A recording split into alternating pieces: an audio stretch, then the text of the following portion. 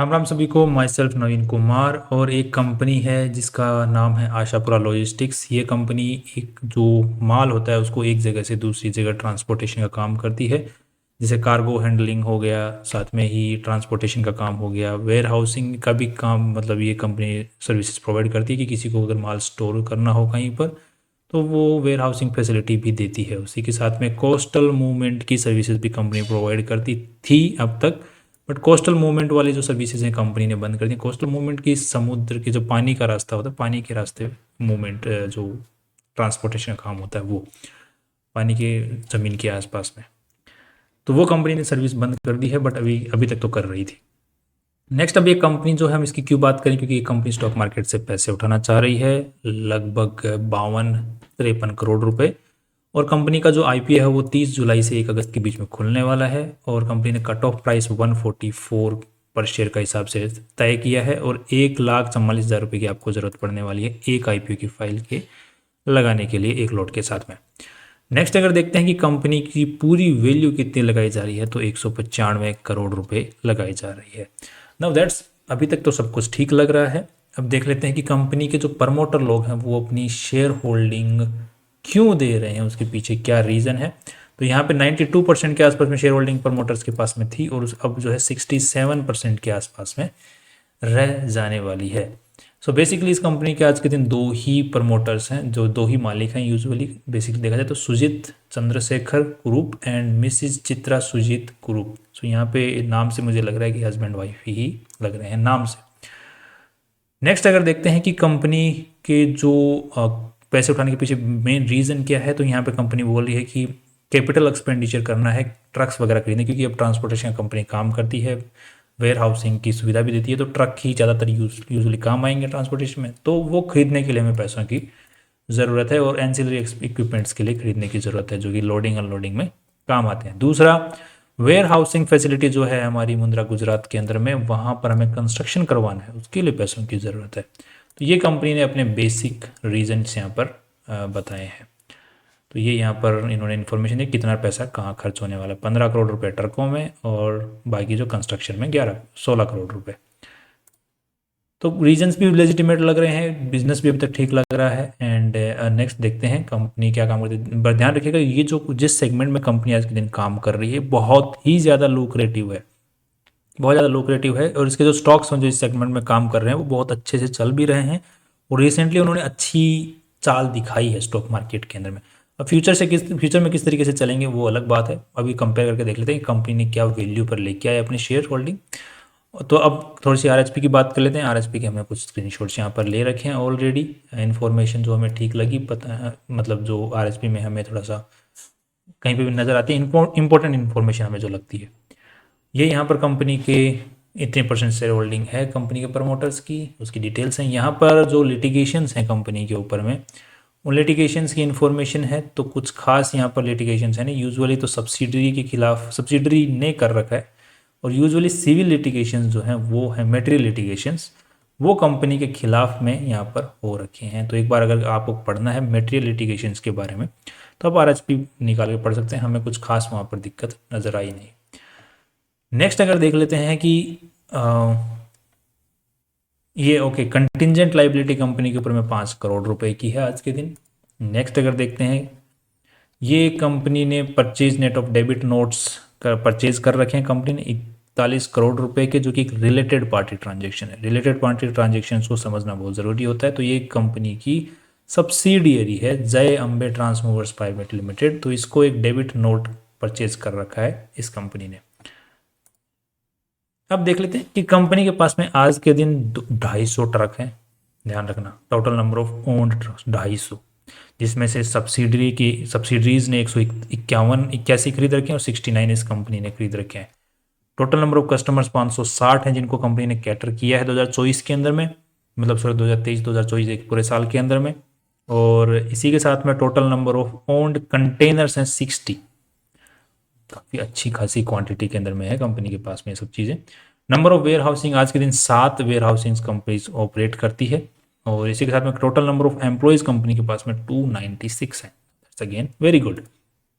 Next अगर देखते हैं कि कंपनी, ये वाली इंफॉर्मेशन यहाँ पर है, ये कंपनी की कुछ प्रॉपर्टीज़ हैं जो कि कंपनी द्वारा ओन्ड हैं, और काफ़ी सारी बाकी जो प्रॉपर्टीज़ है वेयर हाउसिंग जो वाली जो प्रॉपर्टीज़ हैं वो सारी की सारी ही कंपनी द्वारा ओन्ड नहीं है, कोई भी ओन्ड नहीं है वेयर हाउसिंग वाली, लीज पर ही है सारी की सारी, जिसकी इन्फॉर्मेशन ओके मैंने सिर्फ ओन्ड वाली जो प्रॉपर्टी है उनका स्क्रीनशॉट लिया है, बाकी सारी जो लीज पर है उनका स्क्रीनशॉट नहीं लिया। आप अगर जानना चाहते हैं तो आरएचपी को एक बार ओपन करके देख सकते हैं, वहाँ पर लीज प्रॉपर्टीज़ की इन्फॉर्मेशन मिल जाएगी। तो अच्छी खासी प्रॉपर्टी है इनके पास में आज के दिन, जिनको कंपनी जो है फ्यूचर में यूज़ करने वाली है एज ए वेयर हाउसिंग या फिर वेकेंट किसी भी तरीके से काम में ले लो, वेकेंट लैंड है, आपको जो कर बनाना है वो बनाओ, राइट। नेक्स्ट अगर देखते हैं कि कंपनी का एक चीज़ जो कंपनी के अंदर में देखने को मिली थी हमें इस साल, वो ये है कि कंपनी अगर हम रेवेन्यू मॉडल देखते हैं यहाँ पर, तो कंपनी ने 227 करोड़ का 2022 में रेवेन्यू जनरेट किया, फिर 222 करोड़ का जनरेट किया, फिर 199 करोड़ का जनरेट किया। तो यहाँ पे अच्छा खासा नुकसान देखने को मिल रहा है रेवेन्यू के अंदर में। तो इसके पीछे जो कंपनी ने मेन रीज़न जो बताया है वो बताया है, ओके वन सेकेंड, ये वाला कि हमने जो कोस्टल मूवमेंट वाला जो बिजनेस है, जो पानी वाला है, कोस्टल पानी के आसपास में, ज़मीन के आसपास में पानी के अंदर, वो वाला बिजनेस हमने बंद कर दिया है बिकॉज ऑफ फ्यूचर के जो नुकसान हो सकते थे उनको ध्यान में रखते हुए, जिसकी वजह से हमारा जो नेट प्रॉफिट है वो कम हो गया है। दूसरा जो है ट्रांसपोर्टेशन इनकम भी हमारी कम हुई है, कार्गो हैंडलिंग इनकम जो है वो तो बड़ी है, बट ट्रांसपोर्टेशन इनकम भी हमारी थोड़ी बहुत कम हुई, बट मेनली कोस्टल मूवमेंट वाला।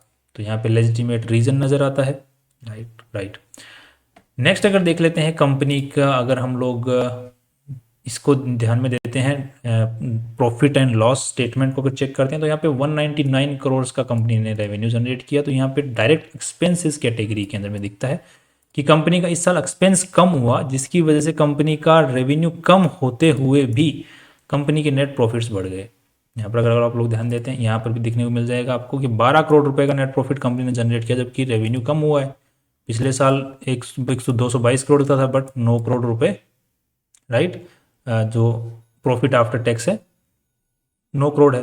तो यहाँ पे रेवेन्यू कम होने के बावजूद भी कैसे बढ़ गया? तो इसके पीछे कंपनी ने रीजन जो बताया कि हमारा जो खर्चा मेनली हो रहा था वो कोस्टल मूवमेंट वाले जो बिजनेस था वहाँ पर था, कोस्टल मूवमेंट वाला भी, वो इस साल हमारा काफ़ी कम हो गया। डायरेक्ट एक्सपेंसेस जो कि 13 करोड़ का हो रहा था वो 12 करोड़ का ही हुआ, यहाँ पर 16 करोड़ का ही, सॉरी 16 लाख का ही हुआ। तो एक अच्छा खासा एक्सपेंस हमारा बच गया, जिसके लिए कंपनी ने बताया था कि हमने कोस्टल मूवमेंट वाला जो बिजनेस है उसको बंद कर दिया। तो सही चीज़ लग रही है, क्योंकि ज़्यादा खर्चा हो रहा है, पैसा कम आ रहा है, फिर क्या फ़ायदा। नेक्स्ट अगर देखते हैं कि कंपनी का जो ट्रेड रिसीवेबल वाला जो सेगमेंट है वो एक यूजुअली एक साइकिल बंधी हुई है, और वो साइकिल यहाँ पर देख पाएंगे हम लोग। ट्रेड रिसीवेबल्स तो यहाँ पे अच्छा खासा है, 71 करोड़ रुपीज़ का ट्रेड रिसीवेबल, जो कि कंपनी की जो पूरी बैलेंस शीट है उसका लगभग 55% है। 126 करोड़ की पूरी बैलेंस शीट है, और 71 करोड़ बहुत ज़्यादा होता है, राइट, 55% के आसपास। तो वो एक साइकिल बंदी हुई है, उसका रीज़न यहाँ पर कंपनी ने दिखा रखा है, उसका इन्फॉर्मेशन यहाँ पर दी हुई है कि हर 6 महीने पुराना है, जो यूजुअली 6 महीने में रिकवर पैसा हो जाता है।